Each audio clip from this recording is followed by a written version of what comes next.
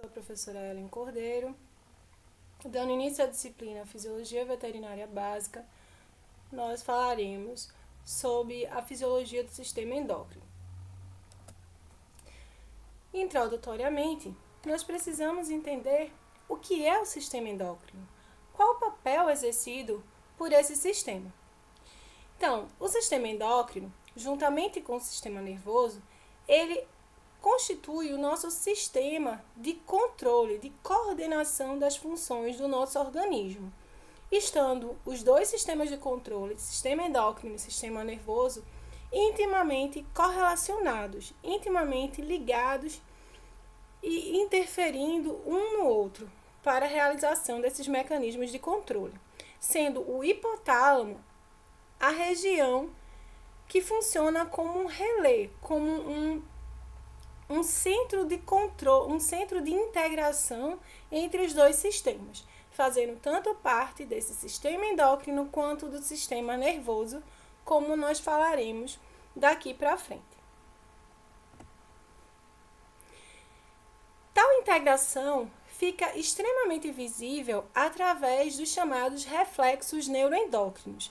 Então, esse centro hipotalâmico, como podemos ver pela imagem, ele sofre interferência nervosa e ele é composto por células nervosas, sendo esses neurônios chamados de células neuroendócrinas, ou seja, são neurônios com a função de secretar substâncias com funções hormonais, que são justamente os hormônios do hipotálamo que descreveremos.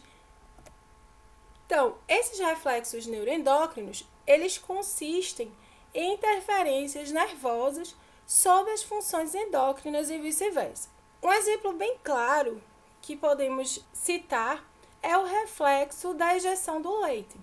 Então, como nós falaremos adiante, esse é um circuito de controle aberto que depende exclusivamente dessa estimulação nervosa do centro neuroendócrino, que é o hipotálamo. Então, são justamente os estímulos visuais, táteis, olfativos, como ver o bezerro, ver e ouvir o som da máquina de ordenha, sentir o bezerro nas tetas, ou mesmo o ordenhador durante a ordenha, faz com que essa estimulação de terminações nervosas sensoriais cheguem até o hipotálamo, o centro neuroendócrino, e culminem com a secreção nesse hipotálamo da ocitocina, que é um hormônio hipotalâmico. E essa ocitocina, ao cair na corrente sanguínea sistêmica, chegará às células mioepiteliais que envolvem os alvéolos mamários e farão a contração dessas células, o que culminará, portanto, no fechamento da luz alveolar e, consequentemente, na expulsão do leite, que é o evento de ejeção. Então, esse claramente é um evento que classifica-se como um reflexo neuroendócrino. Outro reflexo neuroendócrino é o reflexo da ovulação para aqueles indivíduos que são ovuladores induzidos.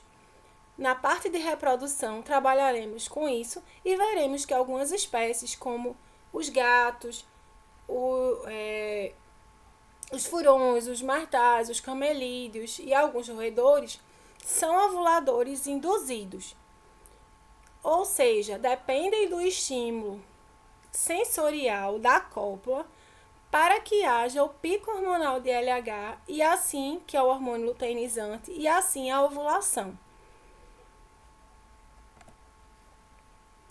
Da mesma forma, o reflexo resultante do estresse. Apesar de que este é um circuito que existe independente do estresse, o circuito da glândula adrenal, como nós veremos em detalhes, o estresse também interfere sobre a secreção desses hormônios envolvidos nesse circuito, de modo que essa estimulação nervosa decorrente do estresse, de ver ou ouvir alguma coisa, por exemplo, que culmina em uma situação estressante, resulta em estimulação nervosa do centro neuroendócrino, que é o hipotálamo, e assim o aumento da secreção dos hormônios do circuito da adrenal. O CRH, que é o hormônio liberador da corticotropina no hipotálamo e assim do ACTH na adenohipófise e dos glicocorticoides na adrenal. Então, ocorre por estímulo do estresse uma intensificação na secreção dos hormônios desse circuito, marcando também um evento de reflexo neuroendócrino. Outro exemplo ainda, onde nós vemos nesse caso a interferência endócrina sobre a nervosa, é o estímulo para a cópula. Então, nós sabemos, e veremos isso melhor, que a testosterona está diretamente relacionada com a facilitação, né, com o aumento da libido, justamente por facilitar, por diminuir o limiar de excitação nervoso e, consequentemente, facilitar esse processo de desencadeação da cópula. As funções do sistema endócrino, como nós já falamos, são funções de coordenação, de regulação dos processos fisiológicos, os mais variados. Desde os metabólicos, seja ele o metabolismo energético, o metabolismo mineral, o metabolismo hídrico, assim como também o crescimento, né, e o crescimento e a diferenciação celular, o desenvolvimento tecidual, e também na reprodução.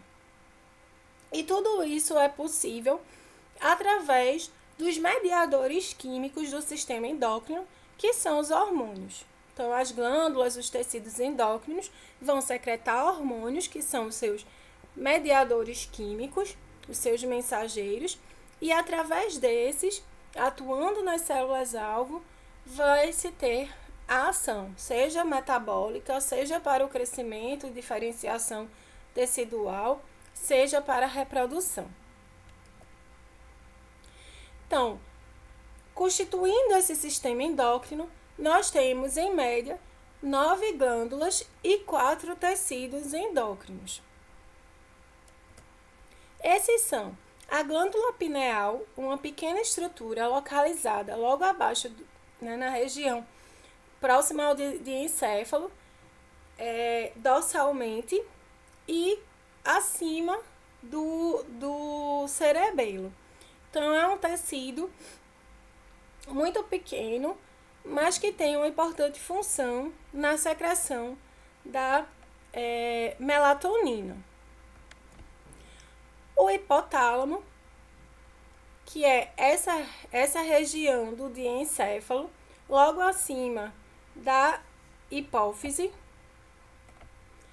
A hipófise ou pituitária, que fica numa cavidade, né, na célula túsca, numa cavidade óssea craniana. A tireoide, que é essa estrutura em borboleta, mas que tem uma variação, né, na sua conformação conforme a espécie. Então, aqui nós temos essa estrutura da tireoide.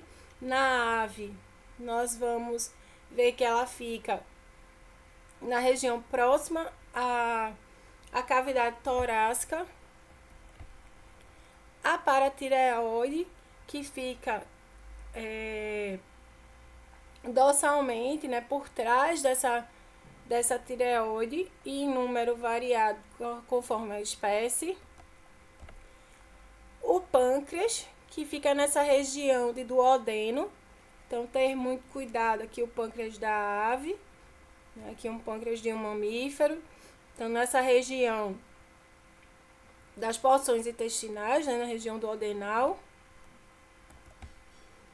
As suprarrenais, logo acima dos rins, assemelhando-se a uma camada lipídica de gordura, mas que na verdade é uma glândula com função endócrina. Os testículos, com sua função endócrina e também exócrina. Então, o testículo ele não tem só função exócrina, ele não só produz espermatozoides, mas também produz hormônios. Os ovários, também com dupla função, então função exócrina de produzir o óvulo, o gameta feminino, e a função endócrina de produzir os seus hormônios, e alguns órgãos como o coração, que nós vamos falar mais para frente, que é o produtor do hormônio chamado de peptídeo natriurético atrial, o trato gastrointestinal, produtor de uma série de hormônios como gastrina, colicistocinina, secretina, somatostatina e tantos outros, os rins, produtor